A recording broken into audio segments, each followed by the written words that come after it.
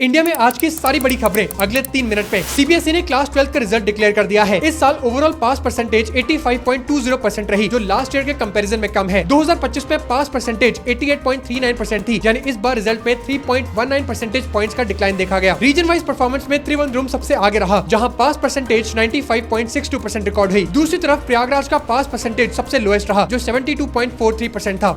तमिलनाडु के नए chief minister Thalapathy विजय ने असेंबली में ट्रस्ट वोट जीत लिया है, लेकिन ट्रस्ट वोट में थलापति विजय को 144 एमएलए का सपोर्ट मिला, जबकि 22 एमएलए ने उनके अगेंस्ट वोट किया और 5 एमएलए न्यूट्रल रहे। इस वोट के बाद उनकी गवर्नमेंट फिलहाल सेफ हो गई है। एआईएडीएमके के 24 एमएलए ने विजय के फेवर में वोट किया, जिसका मतलब है कि एआईएडीएमके के 25 एमएलए ने पार्टी चीफ एदप्पदी के पलानीस्वामी का ऑर्डर नहीं माना।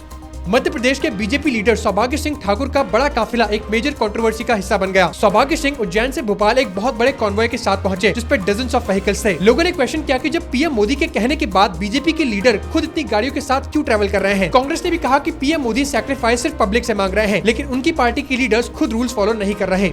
इंडिया ने गोल्ड और सिल्वर पर इंपोर्ट टैरिफ बढ़ाकर 15% कर दिया है। न्यू स्ट्रक्चर के अकॉर्डिंग गोल्ड और सिल्वर इंपोर्ट्स पर बेसिक कस्टम ड्यूटी 5% से बढ़ाकर 10% कर दी गई है। इसके साथ 5% एग्रीकल्चर इंफ्रास्ट्रक्चर और डेवलपमेंट सेस यानी एआईडीसी पहले की तरह कंटिन्यू रहेगा। ये नए रेट्स 13 मई से लागू हो गए हैं। सरकार ने प्रीशियस मेटल्स फाइंडिंग्स और रिसाइक्लेबल प्रीशियस मेटल वेस्ट पर भी ड्यूटी रेट्स रिवाइज किए हैं। आरबीआई गवर्नर संजय मल्होत्रा ने कहा कि इंडिया को रिटेल फ्यूल प्राइसेस बढ़ाने पड़ सकते हैं अगर मिडिल ईस्ट कॉन्फ्लिक्ट ज्यादा टाइम तक चलता है। उनके अकॉर्डिंग अभी सरकार एक्साइज ड्यूटी कट करके और state run fuel companies crude oil के हायर प्राइसेस अब्सॉर्ब करके कंज्यूमर्स को प्रोटेक्ट कर रही है। इन्होंने कहा कि आरबीआई इन्फ्लेशन को कंट्रोल करने के लिए फ्लेक्सिबल पॉलिसी फॉलो करता है, लेकिन जब सप्लाई साइड से ही इतना बड़ा शॉक आता है तो सिर्फ आरबीआई की पॉलिसी से प्रॉब्लम सॉल्व नहीं होती।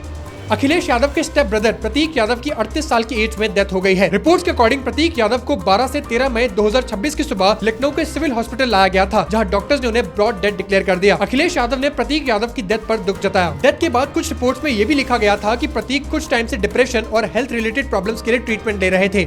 अमेरिका ने Indian Oil pharmacy KS international traders से जुड़े 13 लोगों पर वीजा रिस्ट्रिक्शंस लगाने का अनाउंसमेंट किया है। केएस इंटरनेशनल ट्रेडर्स इंडिया से ऑपरेट करती है। यूएस सरकार का एलिगेशन है कि ये कंपनी फेक प्रिस्क्रिप्शन मेडिसिन बेच रही थी और इन मेडिसिन में डेंजरस ड्रग फेंटेनिल मिला हुआ था। यूएस स्टेट डिपार्टमेंट ने कहा कि KS international traders fentanyl trafficking के थ्रू रेवेन्यू जनरेट कर रही थी।